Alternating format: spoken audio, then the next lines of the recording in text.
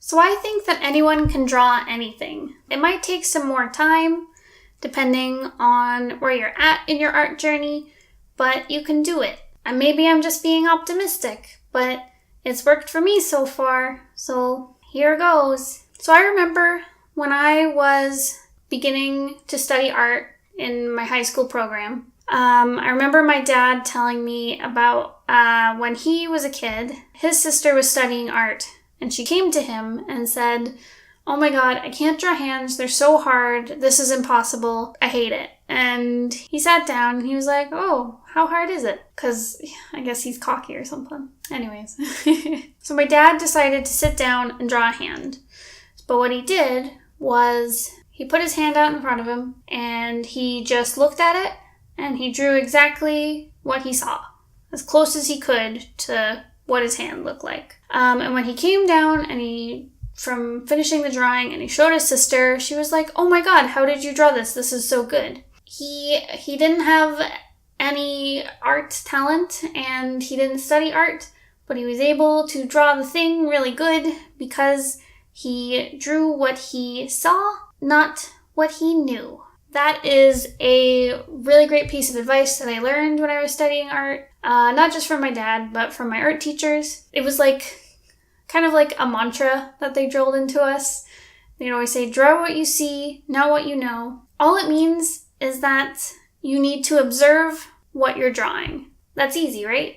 If you want to do art, you're going to be looking at stuff to study. So I learned also that we tend to draw in symbols. So for example, if you draw like a pair of glasses as two circles with like a little line connecting them, that's a symbol. Actual glasses generally don't look like that. They have different styles, they come in different shapes and sizes. There's like contours and lenses and shine on the glass. You know, all these like actual real details. So like a symbol, like drawing just like two circles in a line for glasses, that's a great shorthand for getting across like an idea quickly. If you want your art to be like authentic and real and have its own personality, then you need to like bring in those details that actually exist in the real world. That isn't to say that like you can't stylize your work.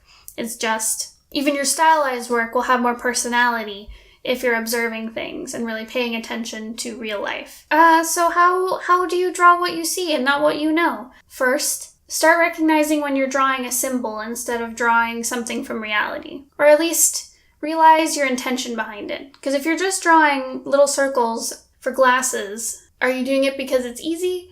Or are you doing it because it doesn't matter, it's just a shorthand? Also, when you are studying, the way it was explained to me is your eye and your pencil should be moving as one.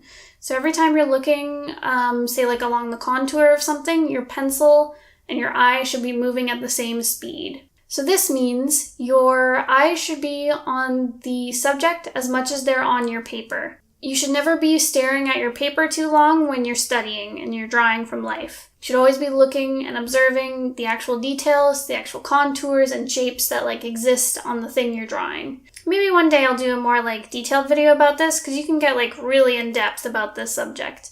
And I really like the way my teacher taught it to me, so I'd love to like show it to people. Anyways, one I do a lot to make sure that I'm not like drawing symbols and shorthands is when I'm studying something, I'll break it down into shapes.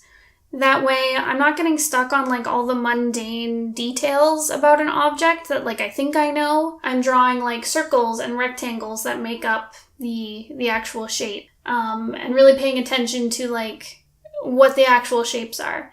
It sounds weird because it feels like you're not drawing from reality when you do that, but you really are. You're breaking what you know by like turning it into something new. Oh, another way of looking at it is my teacher used to call it modeling the forms, where you're paying attention to how the object or the subject is in 3D and then like giving the illusion of that on paper. And you do that by like breaking it down into shapes and like drawing the contours and stuff. So I think just observing the world around you is like one of the most important pieces of art. Like I always find a lot of joy in like finding the small details of like what makes, you know, someone who they are and like how to visually represent that and like all the cool ways that things are just different and unique. And observing will definitely make your art better.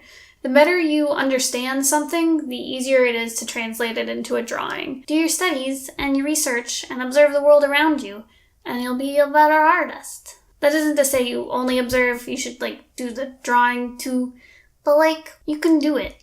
You can do anything. You've got this. But yeah, learning to draw from life and to draw what I see, not what I know, really made me a better artist. I stopped drawing in symbols, and my stylization got a lot better and a lot more unique. So yeah, I highly recommend it. You will love yourself for it. Train yourself to put your observations on paper instead of drawing your assumptions. I wrote that down. I was like, damn, Ursula, you're a genius.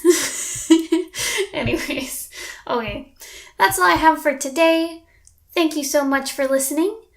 I will see you guys next time. Please make sure to leave any questions in the comments below.